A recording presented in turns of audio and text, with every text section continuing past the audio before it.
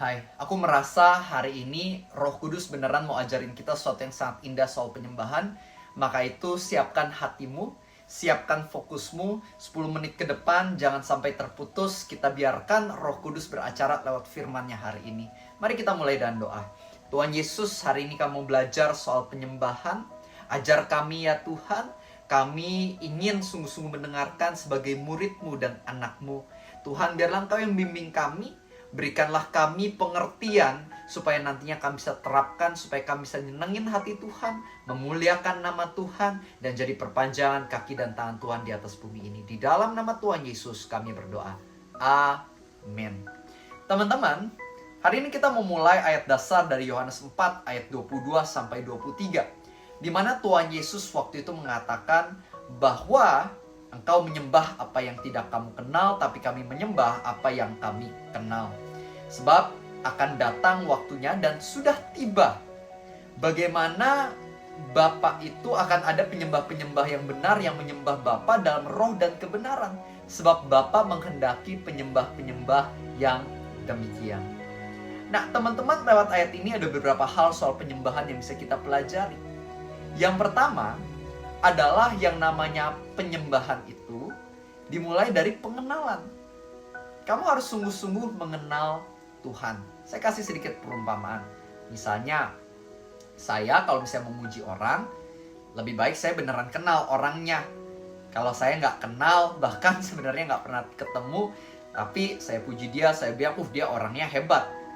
Ya, tapi kan anggapannya depth atau kedalamannya ini agak kurang, karena sebenarnya saya nggak beneran kenal. Saya cuma lihat ya apa yang nampak dari luar, ya udah saya bilang dia hebat. Tapi beda kalau saya beneran kenal secara dalam.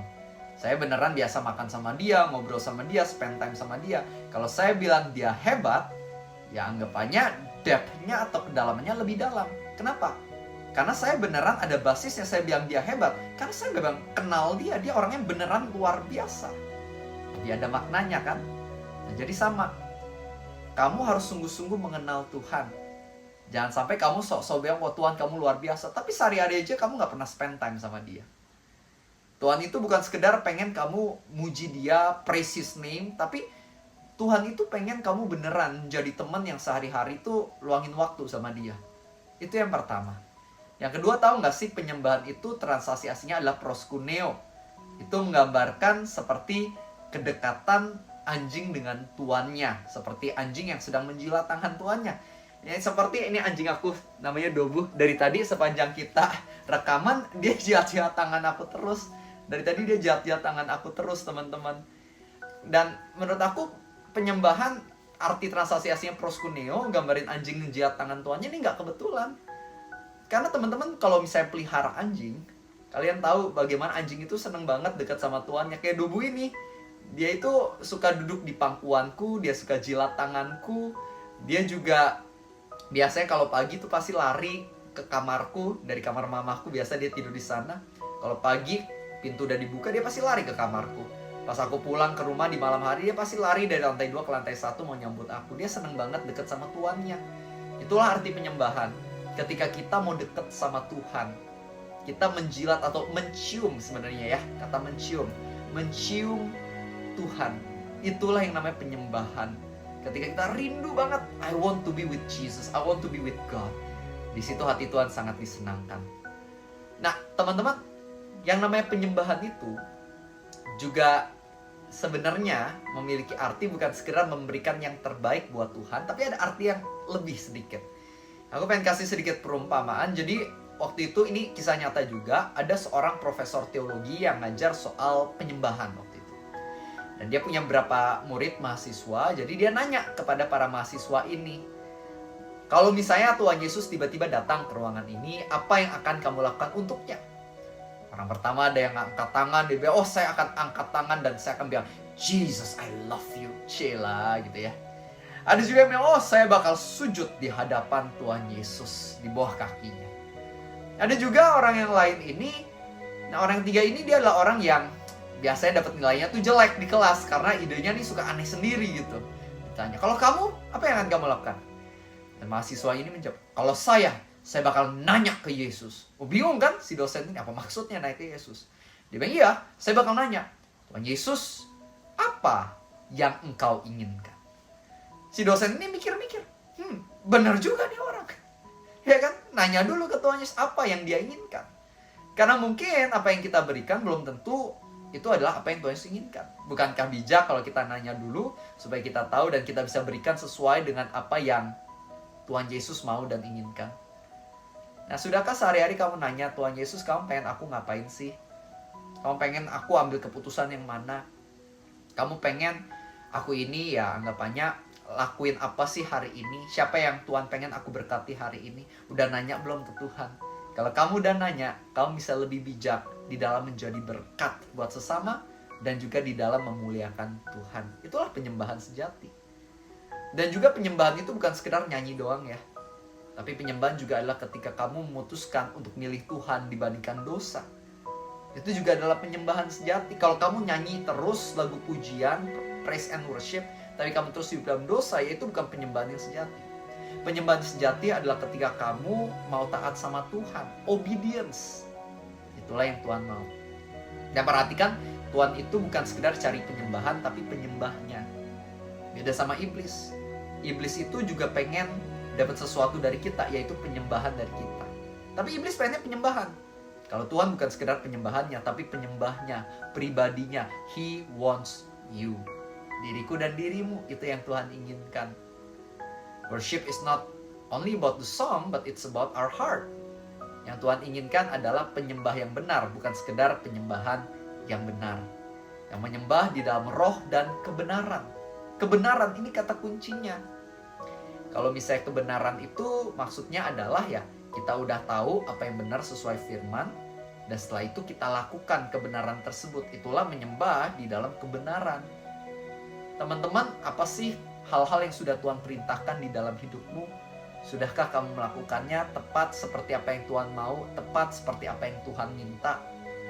Kadang-kadang kita kesalahannya, kita udah tahu apa yang Tuhan mau, tapi kita abaikan. Tapi kalau nyanyi lagu pujian, kita jalan terus. Dan tentu baik ya, kita nyanyi lagu pujian itu bagus sekali. Tapi sekali lagi, Tuhan juga pengen diseimbangi dengan ketaatan kamu.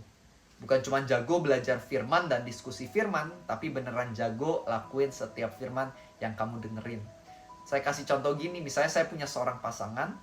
Kalau saya bilang ke pasangan saya, I love you sehari sampai 3.000 kali.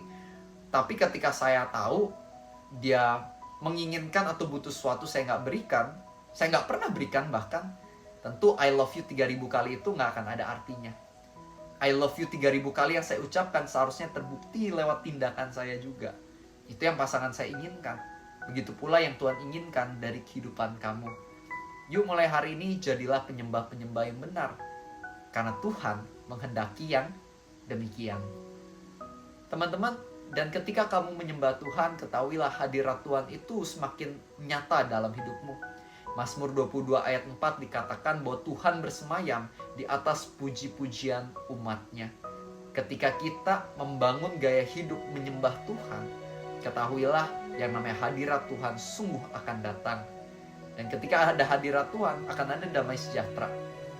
Akan ada yang namanya kebahagiaan. Akan ada yang namanya kuasa untuk menjadi berkat. Akan ada yang namanya hikmat, wisdom. Kita juga akan lebih tahu kemana kita harus melangkah. Tentu ini bukan tujuan utama kita menyembah, ini hanyalah bonus-bonus. Tapi ya kita juga harus mengerti bonus-bonus yang akan kita terima ketika kita menyembah Tuhan. Tapi intinya kita menyembah tetap satu tujuannya, karena kita pengen nunjukin rasa sayang kita ke Tuhan. Tuhan yang sudah terlebih dahulu sayang sama kita, dengan cara mati di atas kayu salib untuk menebus dosa kita. Amin. Mari kita tutup dalam doa. Tuhan Yesus, kami bersyukur hari ini.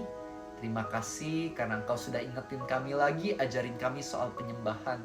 Aku berdoa agar firman soal penyembahan ini bukan sekedar jadi teori yang kami tahu, melainkan sungguh kami bisa terapkan. Tuhan, ajar kami supaya kami bisa lebih lagi senengin hati Tuhan. Kalau ada hal-hal yang masih kurang berkenan, tolong sadarkan kami supaya kami bisa berubah. Kalau ada hal-hal yang sudah tepat yang kami lakukan, tolong Tuhan yang beritahu supaya kami pun bisa terus meneruskannya, bahkan meningkatkannya, supaya hati Tuhan bisa semakin disenangkan, nama Tuhan semakin dipermuliakan. Aku berdoa bagi setiap dari teman-temanku yang ikut sesi renungan firman hari ini, biarlah Tuhan Yesus yang terus tambahkan berkat, hikmat, dan kuasa di dalam menjalani hari-hari mereka.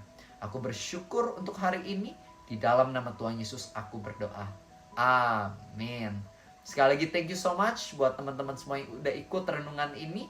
Salam kenal, ini Dobu, anjingku. Kalau misalnya belum ada kalau misalnya ada berapa yang belum kenal. Dan jangan lupa untuk subscribe channel ini, supaya lebih banyak orang juga yang bisa dengar firman Tuhan ini. Kalian bisa share juga kepada grup di keluarga, grup teman-teman, ya, supaya banyak orang juga bisa semakin mengenal Kristus dan firman-Nya. Itu aja info buat hari ini. God bless you and see you next time. Bye-bye semuanya.